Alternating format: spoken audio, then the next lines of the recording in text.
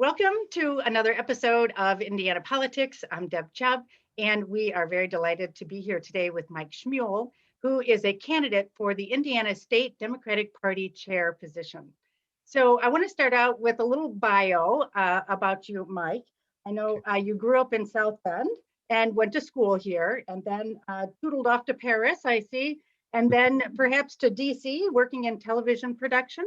And then ultimately came back, which we always, are grateful for big brains to come back to Indiana, and worked on, we call him Mayor Pete, now we call him Secretary Pete, Pete Buttigieg's mayoral campaign, and worked in his administration, and then ultimately on his presidential campaign. And in the meantime, also worked on some congressional campaigns for Indiana candidates, Joe Donnelly, Shelley Yoder, now State Senator Shelley Yoder from Senate District 40, and Mel Hall, who ran for INO2. And then in that journey, you also spent a couple of years on the State Central Committee, which I think is terrific. And I wonder, my first question is, did you know Mayor Pete when you were both young growing up here in South Bend? I did, yeah. So it's actually a really interesting story, Deb. I first met Pete in 8th grade. He gave me a tour of high school. He was a freshman, and I showed up at St. Joe High School for a tour as a prospective student, and he was my tour guide. And so I first met him back then. We were friends in high school. He's a year older than me, obviously, and so he went off to Harvard and Oxford. I went to Notre Dame right across the street, but we rekindled when we both kind of moved back to South Bend to get involved in politics. I was working for Joe Donnelly at the time, and Pete was running for Indiana State Treasurer, and so that's how we kind of synced back up and started to talk about the future of our hometown and the future of our party. That's amazing. And did you always have aspirations in politics? Is that something you always wanted to do?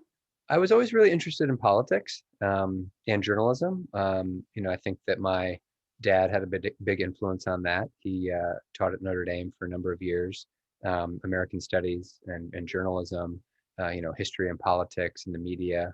And so that was always fascinating to me. And I got my first start really in journalism. So I wrote for the school paper at Notre Dame. I interned for Tim Russert at NBC News in 2004. And then I worked at the Washington Post for 3 years in the newsroom there before moving back home to work for Joe Donnelly. And so I always knew that I was interested in sort of media and journalism and also politics and campaigns. And I've been really fortunate to do both. And great. And now you're back in South Bend. And although you're running for Democratic Party chair, you're actually in the capital investment business. Yeah, so I have a few interesting projects that I work on. One is I work with Heartland Ventures. So it's a small venture capital fund that was founded in South Bend a few years ago. We've expanded over the last few years. So we have some people in Indianapolis and Columbus, Ohio. And we've hired actually a few new people over the last year. And what we basically do is we connect existing companies in Indiana and Ohio, so manufacturers, sort of pretty big multi-family generation corporations with technology that's being developed outside of the heartland. So it could be California, it could be New York or Boston or someplace else, and we kind of bring those parties together. And it's been really enriching work. It's been challenging with COVID, but really enjoy the team and really enjoy the work there. Yeah. Oh, interesting. Brings to mind our Republican U.S. Senator's recent comment about, Indiana is doing poorly because we're so uneducated. Yeah, I saw there's a big Brookings report out on manufacturing, and Indiana is really, I think, lagging in a bunch of categories, and a big part of that is technology and tech adoption, and I think that's something that all workers throughout Indiana could use, and we need to adopt more and more of that across our state. Yeah. Well, and wouldn't it be nice if the senator supported some more educational resources for Indiana to improve that situation? Yeah. And you're also you're now in the Tavern business as well, right? Yes, so that is a fun project. I bought with a business partner last fall Joe's Tavern, which is an old neighborhood historic bar in the near west side of South Bend. So it's a very classic tavern. It's been around since 1905, and so it's been through Prohibition and different owners and all this stuff. And a business partner and I are refurbishing it, rehabbing it, and hope to open sometime this year. We'll see, but it's got a great history, great tradition with food and Notre Dame sports and politicians and all these things. And so it's a really cool project, and I'm delighted that I'm able to do it and invest in my hometown. It's something that I wanted to do for a while. Yeah. That's great. Well, Yeah. so you have a terrific journey for such a young guy. But Yeah. so Yeah. let's talk more about the Democratic Party in Indiana. Sure. This is Sounds this good. is the meat of the issue, isn't it? I Yes. first want to ask you about your experience on the state central committee. So somewhere, during the Buttigieg campaign and the Donnelly campaign, somewhere you ended up on the state central committee Yep. as a congressional district chair, I believe. I did. So tell me about your experience. It was just a couple of years, and I was interested to know, why you didn't serve full term, and what was the experience like? What was your impression? Because I'm sure that is informing your current endeavors. Yeah, yeah. No, I was fortunate to serve at the time. It was 2011 to end of 2011 to the spring of 2013.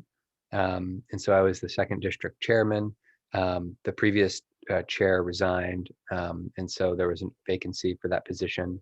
And I served for about a year and a half, I'd say, grand total. The two big things that we did that cycle were challenge Jackie Walorski. Brendan Mullen was a great candidate who was a war veteran, South Bend native, businessman, terrific guy, terrific candidate, and he came up 1 percentage point short of beating her in that open seat election. So that was tough. But Joe Donnelly was a great bright spot for the state, and so that year he became our United States Senator and won that statewide office and held it for 6 years.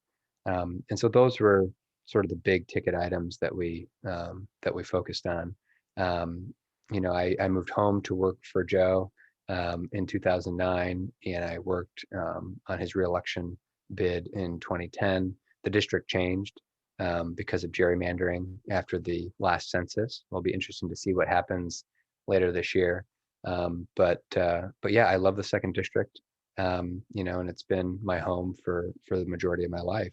I didn't seek reelection because I went to graduate school, and I knew that I was kind of heading down that path and wanted to get an advanced degree and take a little break from politics, and so that's what I did. I Yeah, see. So, yeah, all right. So, well, let's talk about the Democratic Party now. yeah. So Sounds after suffering through the consequences of that, redistricting in 2011, mm, no one's come close to beating Jackie Walorski since in the second congressional district. And now we're just as bad as it could get. You think you feel like there's nowhere to go but up at this point. And you talk about in your materials, your press release, about a multi-year strategy. yeah, So tell me more about yeah. Absolutely, Deb. Yeah, I think that the last decade has been really difficult for Indiana Democrats. If you look back to 2008, Barack Obama won the state. Our congressional delegation was majority Democratic. We had two of the southern um, congressional seats with Barron Hill and Brad Ellsworth. And we've had some bright spots. There's no doubt about it. With Joe Donnelly and Glenda Ritz and also Pete Buttigieg, making a national name for himself. But we've also had some tough shortcomings. There's super majorities for the Republicans in both houses. Congressional delegation is strongly Republican. Statewide office is also strongly Republican. And so we have our work cut out for us. And I think we need to be clear with ourselves and our allies that change isn't going to happen overnight. We didn't lose some of these offices and some of our power overnight, and it's not going to come back overnight. But I'm heartened for a few reasons. I think that, throughout my life at the governor position, we've actually been pretty balanced. It's been about half Democratic governors and half Republican governors in my lifetime. And if one party is in control for too long, I think voters and people start to see what's going on, and you start to get some of the worst strains in party ideology. And I think that's what we're seeing right now. And if you look at places like Kansas or Wisconsin or Kentucky, those are all states that had, very conservative, far right, almost extreme governors or legislators. And how did the voters respond over time? They installed Democratic governors and wanted to change the course of their state. And I think we can do the same thing here, because I think that's what we're seeing out of Indianapolis each session. And so, it's kind of like we're taking over or I feel like I'm running for a position to be the coach of a team that, needs to get to the playoffs and needs to get more wins and needs to recruit and needs to come up with a big game plan to win. And so that's what I'm doing. And that's why I'm campaigning for this position and, getting ready for the vote on March 20th. That's great. So I guess I'd like to talk a little bit more about the structure of the Sure. Democratic Party. Hmm. I think one of the biggest problems is the local precincts and counties. The Democratic leadership, as you know, among precinct committee chairs, is often vacant. There are no precinct committee chairs, and many of those precinct committee chairs are appointees and sometimes elected, but who really are not at all committed to the work that needs to be done. And likewise with county chairs. I mean, I've had just, awful experiences. And I will tell you, in the last year I spent, 18 months, scurrying around the state, trying to recruit Democratic women to run for state legislature. Yeah. And we ultimately worked with 29 outstanding Democratic women, most of whom had never run before and who are now very well trained, very organized and committed to politics and the Indiana legislature. Although most of them didn't win. But in that journey, I was, I became exposed to county chairs in many, many counties. 29 women in 29 districts, each having multiple counties in them, really gave me, I think, a good view. Frankly, I probably, like most people I'm finding in Indiana, think it's just their county. I thought just my county was a mess. Hmm. And come to find out, many, many counties are just a mess. There are, of course, a handful of terrific county chairs. Edie Hardcastle was wonderful, amazing, innovative, terrific. Jennifer Crossley's terrific. Lita Rouser in Cass County's terrific. Evelyn Brown's outstanding. So there are some really wonderful county chairs out there. But there's 92 counties, and for the most part, it feels like they are desperately clutching for control of a little fiefdom and are often very exclusive to anyone who wants to, come in and do anything. And so what I have seen is this dynamic emerge, which is exclusive county chair organizations who, don't want anyone coming in with any new ideas or anything. And so what happens is those people who are very enthusiastic about Democratic politics, they start a club. They start a Democratic club. So then you've got a county party organization. Then you've got a county Democratic club. And sometimes that club becomes exclusive as well. And so then another club emerges. Hmm. So then you've got these, fractured Democratic efforts, duplicating work, and not providing a very efficient operation. And so in my travels around the state, that is what I have seen. I have seen many, many counties with these multiple Democratic organizations who don't work together and who are often some kind of adversarial in some cases. So what are you going to do about that? And I will say, along with that, part of the problem that creates this problem is that the structure of the party doesn't include any incentive for people in your position or congressional district positions to hold anyone below them accountable. As we know, there's no incentive because those are the people that vote for that person. So in your case, the congressional district chairs vote for you, and county chairs vote for congressional district chairs. And so there's no real incentive system for anyone to hold anyone below them accountable. So, okay, that was a lot. And I will accept whatever you can do to address that problem. Let me know what is it you think you could do to help those problems. Yeah, no, I mean, it's a great question. And I think that over the last few decades, you've seen, a deterioration of a precinct committee structure in a lot of places around the United States. You think back to the heyday of sort of machine politics and all that kind of stuff, where precinct lists were filled and controlled, and people lived in those specific neighborhoods, and being a precinct person really meant something. And the party was in many ways a lot more lockstep, I think with what was going on.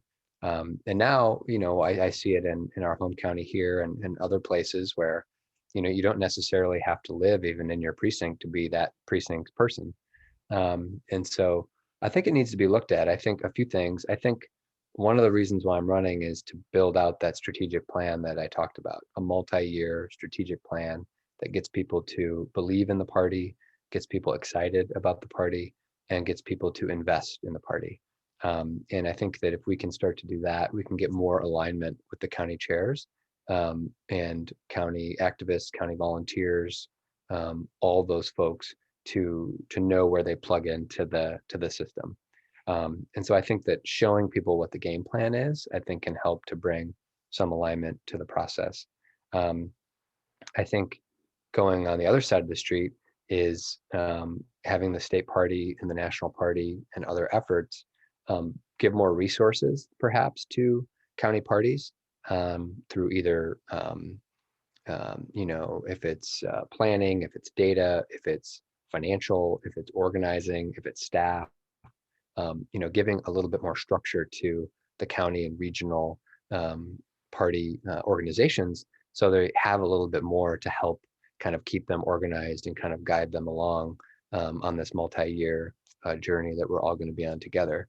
I think that oftentimes, as you said, some chairs are on the ball, they know what's going on, they're tech savvy, they fill their slate, their ballot, and they're going forward. Other chairs, for whatever reasons, may not have those resources, the time, et cetera, to put forward for those efforts. And we need to make sure that every county in Indiana has at least the tools, a toolbox, a guidebook to do what they want to do and what they need to do. And the last thing I'll say is, I think that there should be a little bit more kind of structure and transparency around the precinct organization level. I think that it's a way to strengthen our party at the grassroots, at the neighborhood level, at the community level, at the city level, at the county level. And I think that the party can help devise ways for county chairs to do that because we need all of our counties to be strengthened and to rebuild in the years ahead.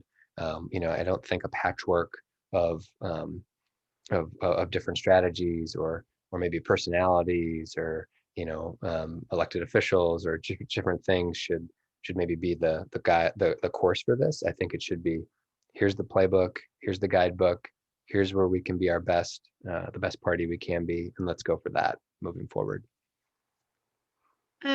Great. I think I will say, in my experience, there is an appetite. There is definitely an appetite. There are women all over this state who are extremely enthusiastic about moving the Democratic Party forward and getting Democratic candidates elected.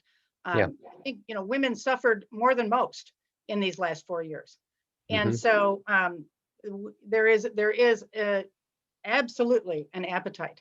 But those women have been consistently met with, kind of a, pat on the head and a, move over, never mind, we don't need you, kind of attitude.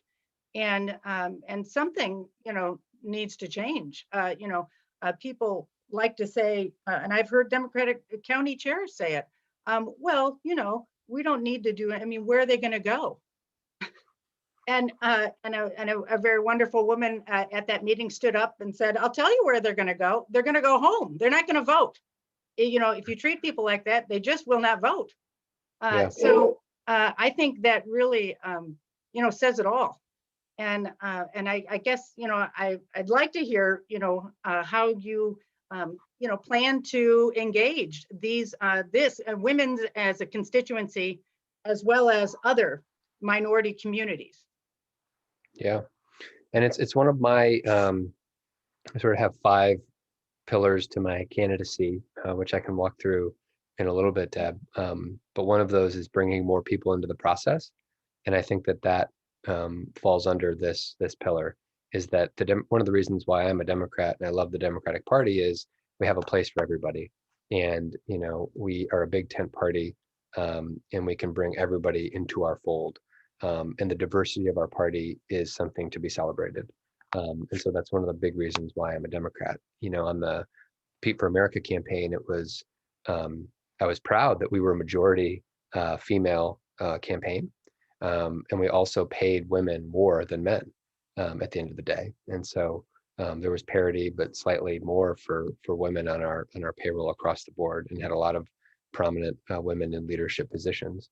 And I would try to do the same with the Indiana Democratic Party. I'm running alongside Mila Eldridge, who's the Marion County clerk, the first African-American clerk elected in Marion County. She's a fantastic voting rights advocate, and a great leader for our state from the central part of the state. And so she will have a seat at every table that I'm at to lead our party forward. I also think the staff that you hire, that you bring on, has to represent not just Indiana, not just our country, but the future. It needs to represent the future of Indiana and the future of the United States. And so that is all voices at the table that need to be there, and prominent female voices. I think also candidate recruitment and how we go out and find great people to run. Women are fantastic candidates and have proven that across the country, especially in the sort of the Trump years, that sort of the backlash to him running, and the Women's March and activism and Run for Something and all of these different organizations that have been created. Many women with fantastic backgrounds became elected officials. And we need to keep that going and accelerate that growth here in Indiana. The work that you're doing, Hoosier Women Forward, other organizations, all need to have a seat at the table as the party is devising this longer term strategy. And I sort of envision all the different constituency groups that we have. Some have votes on the state central committee, some do not. We need to have more, I think, collaboration and communication on the long-term prospects for our party. If that's organizing councils or coordinating councils or platform councils, whatever shape it takes, everybody needs to be at the table to contribute, because if so many people have all this energy to be involved, and they're all sort of doing it on their own, there's probably duplication of effort, duplication of labor, and people who are really excited, confusion on what we should be focusing on this day or this week. And I think we need to bring everybody together to make sure that we are being really, really efficient, and we're packing a punch when it comes to year by year, election by election. That's great. And that of course reminds me of the current situation at the State Central Committee, where African Americans have a caucus with a vote. LGBTQ plus community has a caucus with a vote. Latinx has a caucus with a vote, I believe. And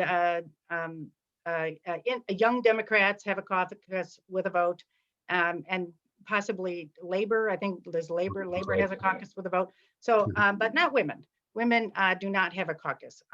And I will say, despite my own efforts in establishing that at the 2018 State Democratic Convention by collecting over 700 petition signatures and having that resolution to create a women's caucus with a vote passed by the Resolutions Committee, and also passed in the entire package that the entire convention delegation passed, but then was, sent down the toilet by your predecessor um, when he refused to take a vote at the state central committee, which apparently then had to sanction what the entire convention delegation had passed.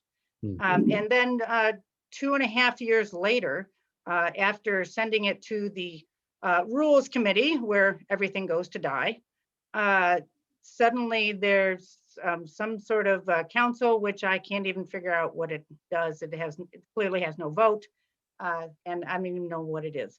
So again, feels like another, pat on the head and, a nudge to the side, get out of the, be quiet now. So I will tell you, it's been a terrible experience for me. But of course, it doesn't make me go away. Makes me more angry, and makes me more incentivized to make a point. So so again, we talk about bringing in other constituencies. We talk about engaging more people, but women have done more for the Democratic Party probably than any constituency out there, and yet don't get recognized even with a caucus on the committee. So that's been really disappointing. And so I just hope somewhere along the way that can change, because that's just it's really infuriating, frankly. So all right, so I want to ask you too. I know you've done a lot on federal races, and you talk a lot about congressional districts, and I wonder, what is your commitment to state races and the state legislature for the Democratic Party? Yeah, that's a great question. A huge piece of news this year will be what comes back with the census data. It's going to be a lot later than I think anybody would like across the country. State legislators across the United States are going to get some of this information. I think the last time I saw late summer, maybe even early fall, to make the lines for really the spring and primaries that will happen across the country. And so that's really a tight timeline. It'll be really interesting to see how that evolves. We need to gain strength in the state house. There's no question about it. With super majorities in both houses for Republicans, we have to gain strength and get more Democratic members and break that super majority. I think that long term, we need to have a multi-pronged approach. I want to involve all voices in devising this strategy. But for me, you look at the calendar moving into the future, this is sort of our off year, if you will. I don't think it's off, but there's no elections, there's nothing on the ballot. It's truly a time to reorganize, rebuild, rethink, raise money, and start to plan for the midterms of next year. And so I think for the midterms next year, we need to focus on all races. I think we also need to focus on down ballot races. I think we need to focus on county level races, strengthening our county parties, which we've already talked about a little bit, Deb, and make sure that we're filling ballots across the state and recruiting the best possible candidates in all corners of Indiana. I think then the following year is municipal year. And so I think we also have an opportunity there to make gains with cities and municipalities across the state. The Indiana Democratic Party had a really strong hold on mayor's offices for quite a long time until recent history, and Republicans made some serious inroads in those offices. And so I think that we need to come up with a strategy to win back a lot of those mayor's offices. So I think it's everything. It's county, it's municipal, it's state legislative, it's congressional, it's statewide. We need to do everything we can to build up the party and recruit the best possible candidates for those positions. And we need to recruit candidates and devise strategies that are winning strategies. I think that at the end of the day, we all want to win. We all want to be successful on election night and gain offices, gain strength, so we can improve the lives of Hoosiers across our state. And that's what I plan to do. So on that note, tell us about your mayoral campaign with Pete Buttigieg. What was the strategy? It was successful, and so Yeah. what worked? Yeah, so this was 2011. So exactly, sort of surreal to think about now, but exactly 10 years ago, this week, I was probably somewhere with Pete having coffee with somebody to see if they'd vote for this young guy in his Mhm. 20s. Um, but it was a turning point for South Bend. It really was. We were on a list of dying cities by Newsweek magazine, and one of the reasons we were dying was all the young people were leaving South Bend. And Pete and I were involved in politics, and we were looking at each other, and we were saying, well, that's not great. And we're also two young people who happen to live in South Bend and care about this community. And so he mounted a bid for mayor. And back then, the dynamic was interesting. The county chair at the time was behind a certain candidate, and a prominent state legislator was running, and his father was the prosecutor, and so he was a prominent candidate. Um, and then Pete was sort of the other option, the other choice, sort of a fresh face. And that's kind of how we organized our campaign, was around sort of fresh ideas, new energy, kind of a next generation of leadership for South Bend. And it worked. Pete won 55% of the vote in the primary in May.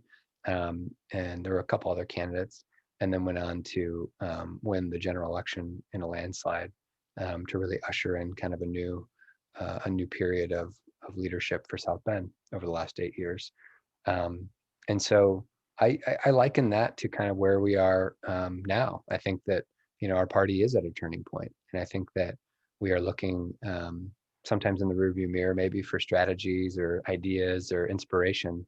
When one of the things that I really love about politics is the blend and the mixture of tradition, values, and kind of what came before you, with innovation, technology, new ideas, young people being involved and being inspired for the first time. And if you can put those things together, you can really, magic can happen. And you've been to campaign headquarters, as have I, and you see all the people from different backgrounds, different ages, working together for the same goal. And that's what I'd like to do with the party. I would really, really like to bridge sort of all these different maybe wings or ideas or passions, and make sure that we're all together marching to the same drumbeat, because there's just too much at stake, and we need to go up from here. Well, that's great. And I mean, it really makes me wonder if that same strategy would work on a state level. Yeah, Um, it certainly is a new, innovative idea, yeah. and it would be terrific if that could be adopted. And so, Mhm. um, and part of your other materials talk about your common sense message, and you know, uh, is that your common sense message, or is it something else? I don't know. Yeah, no, I think it is. I think it is. And I think that, I think I keep going back to kind of like the multi-year strategy and everything like that. But I think that Democrats across Indiana, whoever you are, if you are a county chair, if you are a volunteer, if you are just a voter who votes Democratic regularly, if you're, a poll worker, if you're an elected official, whoever you are, I think that if you're an Indiana Democrat, or interested in becoming an Indiana Democrat, because the Republicans are kind of in disarray, we need to have a clear, I think, articulation about who we are, what we stand for, where we're going, and where we want to take the state. Because I think if we start to do that in a very simple, clear, straightforward way, using all these different tactics, that we've talked about a little bit, Deb, that with offered with a choice and competition, and well-financed campaigns and well-run campaigns with great candidates, I think that more and more people are going to start to move to our side on a lot of issues, and that's what I want to help build. I want to help guide that with people all across our state. All right, great. Okay, so we're almost out of time. Yeah. So I do want to ask you for any final words of wisdom. I love, this is, I always get really great answers when I ask that. So I want to ask you for that. Yeah, words of wisdom. Wow. Well, I guess my final thing would just be, um, Joe Kernan was the last Democratic governor of Indiana, and he was also a former mayor of South Bend, and he was a friend and a great guy, great character, so much fun. And he sat me down once, and Pete and I once, and said, so much in politics is out of your control. And so you got to focus on what you can control and what you can help move forward. And I think that's a valuable lesson, because there's so much noise out there. There's so much misinformation, disinformation. The media landscape is really dominated by national news. There's a lot of lack of information at the sort of the local level in many communities across Indiana. And I think that we need to get back to some basics as a party. And so I'm approaching this from kind of a blank canvas. All ideas are welcome, that we need to really reimagine the future of the Indiana Democratic Party, because it's been a tough few cycles. But it doesn't have to be this way forever, and I don't think it will be. I think one of the things that I've seen over the last 2 weeks, Deb, and I announced my candidacy 2 weeks ago today, is just how much passion and excitement and love for the Indiana Democratic Party there is out there, and that people really, really, really want to be involved. And if we can harness that, kind of catch that lightning in a bottle, then I think we can really do anything. And I think we can start to win races up and down the ballot in the years ahead. That's great. All right, terrific. All right, well, and as to local information in Indiana, that's what I'm attempting to do, is really to try to provide that a bit of a drink of water in a desert of information here in Indiana concerning local politics. So thank you for joining me. And this is on a podcast as well on Spotify. And so if anyone is interested, please go and subscribe or follow. And so, still working on this. Yep. But yeah, please do that if you can. And thank you so much for joining me. And all the best. I'm sure we'll see you around. I assume no matter what, you will be involved, I hope. And we'll be meeting again. Sounds good, Deb. Thank you so much. Right. Thank you.